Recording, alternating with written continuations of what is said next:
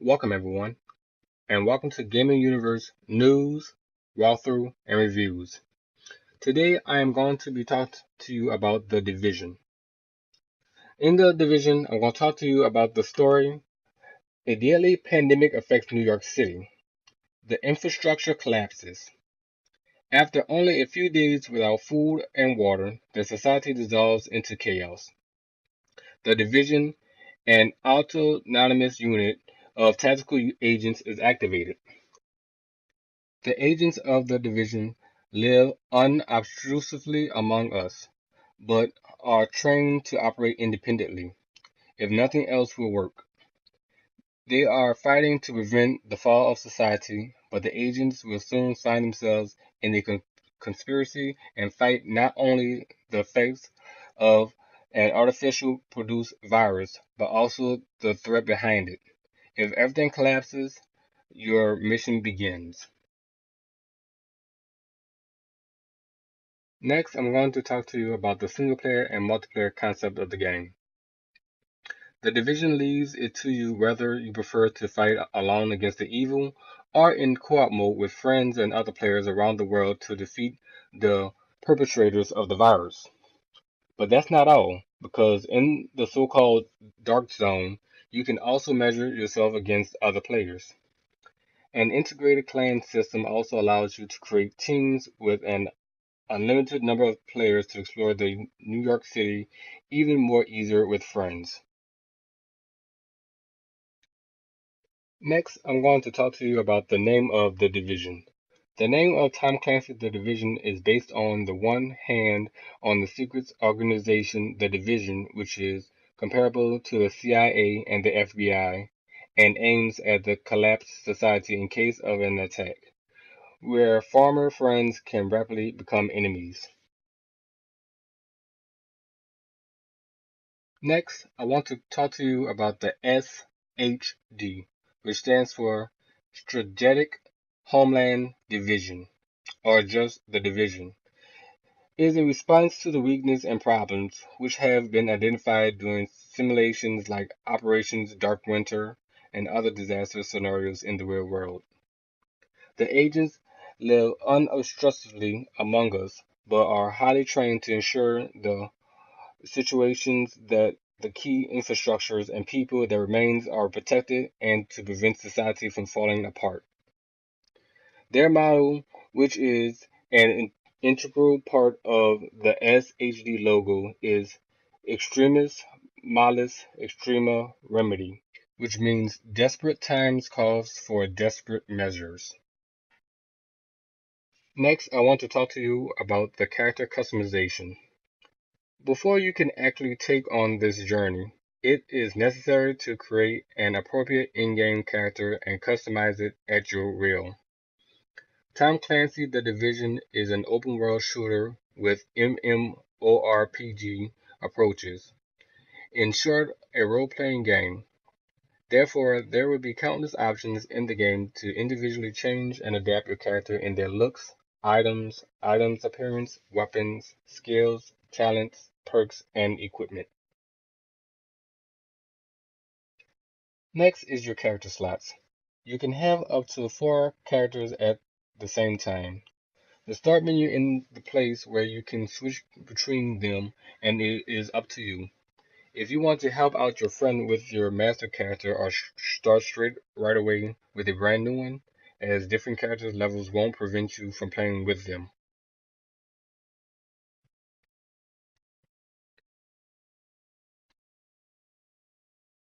Next, I want to talk to you about the equipment. The equipment of the division agents leaves nothing to be desired because of the core of the concepts of the strategic Homeland Division is the fact that the agents are free in their movement and capable to act without the support of a large logistical support. In this sense, every agent is equipped with a proper standard equipment and additional gear parts, which grants combat-oriented advantages and influence the abilities of your character to a significant extent. Next, I want to talk about the standard equipment. The standard equipment of every agent consists of the following parts. a go bag, contact lenses, smartwatch with communication device, a holographic map, and echo. Next, let's talk about the weapons. The weapon arsenal in the division covers simple pistol to powerful calibers from the assault rifle and marksman rifle sector. For lashing of extra boom, various skill-based gadgets like grenades, turns, or secret mines round off this offer. They can be adapted similar to the equipment to your individual needs, and several modifications ensure that the role-playing aspect isn't missing out. Also mentionable is that the most of them come in different versions. Handling and inventory. The player can carry up to 3 weapons simultaneously, consisting of a primary, secondary weapon, plus one sidearm pistol, while the latter has infinite ammo. Now, the pistols are used as sidearms with infinite ammo, are accurate, easy to handle, and deal extra damage to injured enemies. Shotguns. Shotguns are designed for shooting at short distance and are thus ideally suited for urban warfare. They offer high mobility and high damage, but with very limited range and rate of fire. Submachine guns. A submachine gun, or SMG, is a fully automatic handgun designed to fire pistol cartridges. It's a stable, high mobility weapon with extra critical hit chance but short range. Next is assault rifles. Assault rifles is a term for a relatively lightweight and compact multi-purpose military rifle. They are well-balanced, fully automatic weapons with a moderate amount of recoil, most useful at medium range. Next, I want to talk about designated marksman rifles. A designated marksman rifle, or DMR, is a self-loading rifle with a telescope sight, high power precision, and deals extra headshot damage. It closes the gap between an assault and sniper rifle. Next, I want to talk about the light machine guns. A light machine gun, or LMG for short, is a high-powered, fully automatic weapon with large capacity magazine, but which requires some time to stabilize when firing.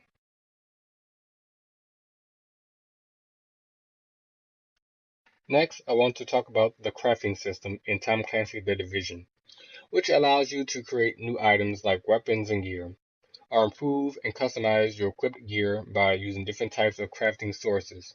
These new items can be crafted at the crafting station, which is located in the base of your base of operations. Although you will find better and better loot as you progress in the game, crafting becomes an essential part in case you want to get the maximum out of your gear and survive in higher contaminated areas as well as against stronger opponents, whether it's against the NPCs or real player in the dark zones. In order to be able to craft an item, a proper blueprint is required. Next, I'm going to talk to you about the crafting sources.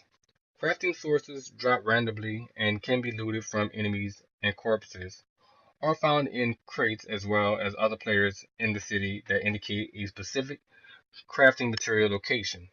These locations will reset every 2 hours, but I don't know if that's kind of true. So that what you can do and revisit them and grab the materials again. Materials conversion blueprints allow you to create a new material by spending a certain amount of quality to get the next higher one, such as specialized weapon parts for one superior weapon part.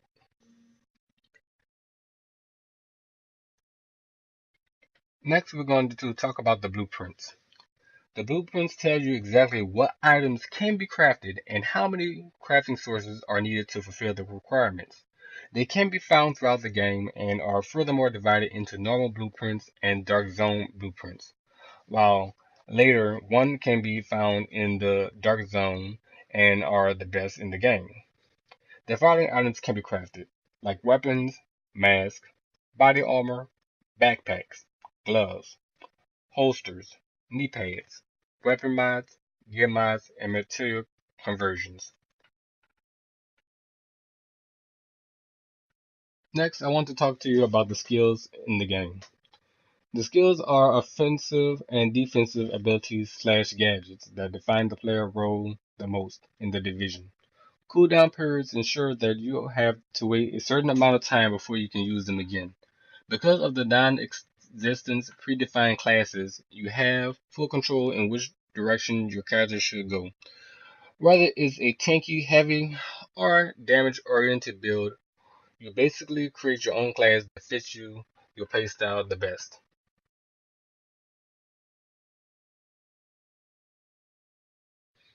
By unlocking skills, you permanently have access to them.